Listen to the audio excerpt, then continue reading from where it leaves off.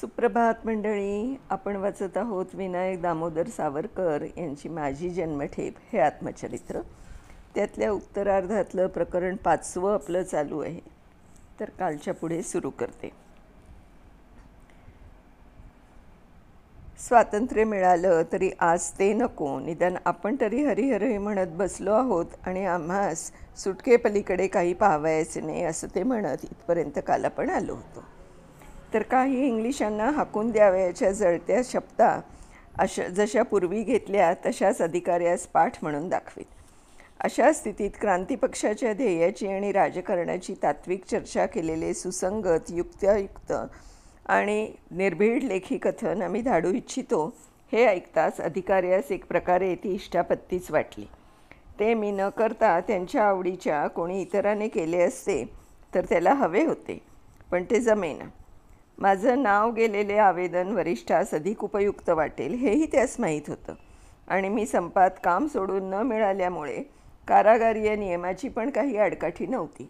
तेव्हा मला Montagu साहेबास governor जनरलचे द्वारा आवेदनपत्र धाडण्याची परवानगी मिळाली आणि त्याप्रमाणे मी ते धाडले. मॉन्टेग्यू साहेबास वरील आवेदनपत्र धाडताच त्याचा इष्ट तो परिणाम होण्यासाठी त्यातील मुख्य विधेयांची माहिती हिंदुस्थानात प्रसिद्ध होणेही परमावश्यक होते. कारण त्या योगे हिंदुस्थानातील जे पुढारी सुधारणांसाठी झटपटत होते त्यांना हेही एक सबळ कारण सांगता येतं की जर समाधानकारक सुधारणा मिळाल्या तर हे पहा, राज्यक्रांतिकारकातील काही प्रमुख लोक देखील शांततेच्या मार्गाचा अवलंब करण्यास सिद्ध आहेत. आमच्या अवश्य परिस्थितीतही जो काय पाठिंबा आम्हास आमच्या पुढाऱ्यास देता येण्यासारखा होता तो द्यावा म्हणून आम्ही आमच्या त्या वर्षीच्या पत्रात या आवेदनाचा उल्लेख केला. ते पत्र आमच्या प्रकृतीची त्यावेळची अवस्थाही प्रदर्शित करीत असल्याने त्याचे मूळचे अंशतः भाषांतर करून खाली देत आहोत. त्या योगे राजकीय बंदिवानांच्या मुक्ततेविषयी आपल्या स्वदेश बंधू सतत उत्तेजित करण्याचे कामी आमच्या वार्षिक पत्राद्वारे आम्ही कोणत्या धोरणाने आणि किती झटत होतो हेही तत्कालीन लिखाणावरून दृग्गोचर होईल.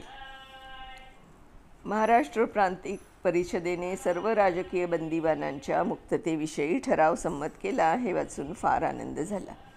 एकंदरीत मुंबई प्रांतिक परिषद ही इतर कोणत्याही प्रांतिक परिषदेहून अधिक चिकाटीने आणि निर्भयतेने हिंदुस्थानातील सर्वच राजबंदिवानांना मुक्त करण्यासाठी झटत आहे हे खरं आहे.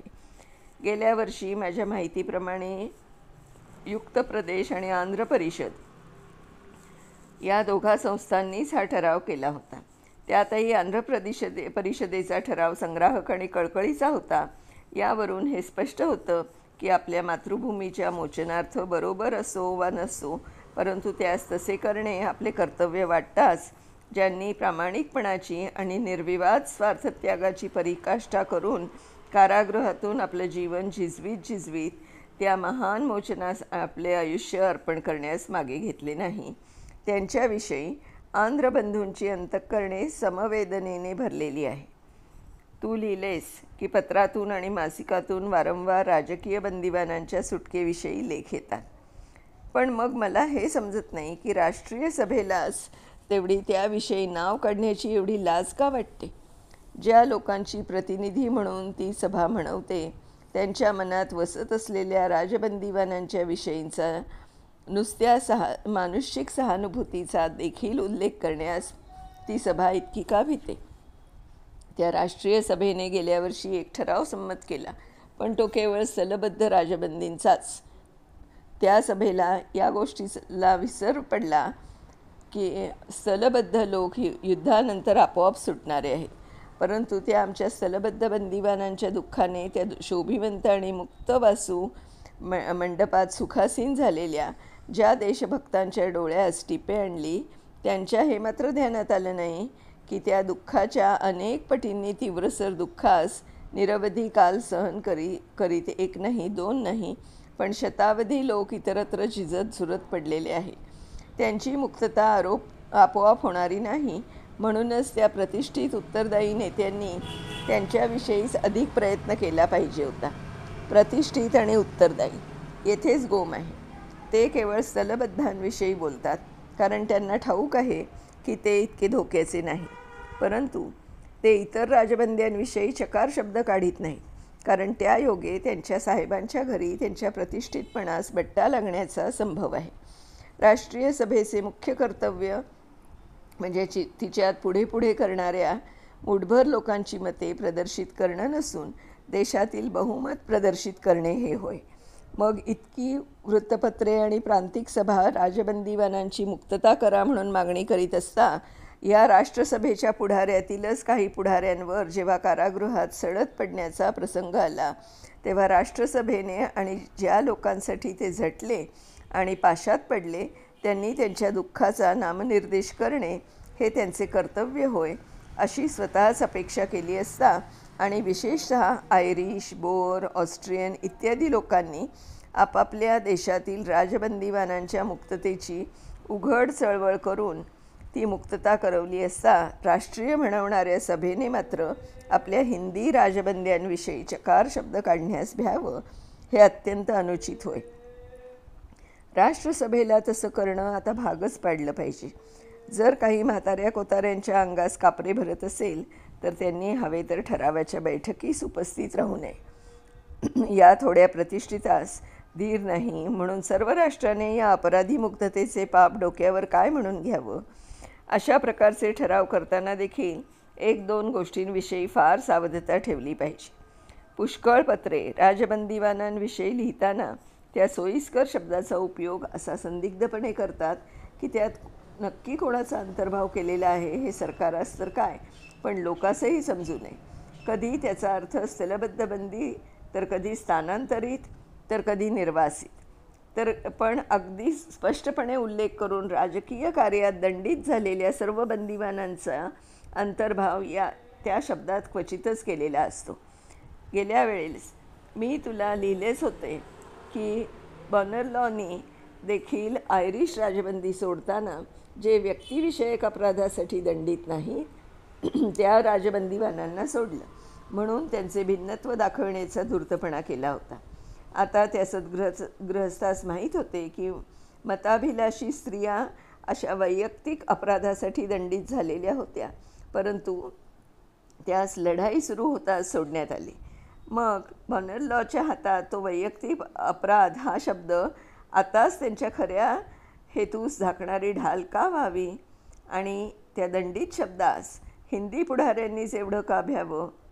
बोथ हा मुख्य प्रधान आहे आणि रेडमंड पार्लमेंटातील एका पक्षाचे अर्ध्वयू आहेत, तरी सरकारविरुद्ध सशस्त्र बंड करणाऱ्या आणि त्याच्या विपक्षीय असलेल्या राजबंदीवानासही त्यांनी सोडले. परंतु राष्ट्रीय सभेच्या पुढाऱ्यास मात्र आपण प्रतिष्ठित अशा बंडखोरांची नावे देखील कशी उच्चारावी म्हणून धाक पडलाय. नगरच्या वेशीशी भीक मागणाऱ्या भिकाऱ्यास नगराच्या अध्यक्षपणाच्या आणि नगरशेठांच्या पेक्षाही आपल्या प्रतिष्ठितपणाची आणि उत्तरदायित्वाची अधिक जाणीव आहे. तेव्हा यापुढे ठरावातून आणि लेखातून राजकीय बंदिवान या शब्दाची अशी व्याख्या असावी की ती क्रांतिकारकात सुद्धा सर्व राजबंदीवानांचा समावेश व्हावा. जे कोणी, मग ते दंडित असोत वा विचाराधीन वा स्थलबद्ध, ते वैयक्तिक आक्रमणासाठी किंवा सार्वत्रिक बंडासाठी अपराधी ठरलेले असोत, पण जे शुद्ध आणि निर्भेळ अशा राजकीय हेतूने प्रेरित होऊन झुंजत होते ते राजकीय बंदिवान होत. हीच त्या शब्दाची खरी व्याख्या आहे. वैयक्तिक शब्दात आणि राजकीय या शब्दात मुख्य प्रभेद हा त्या कृत्यावरून पडत नसून त्या कृत्यामागे असलेल्या हेतूवरून पडत असतो. हेतू ही मुख्य कसोटी होय.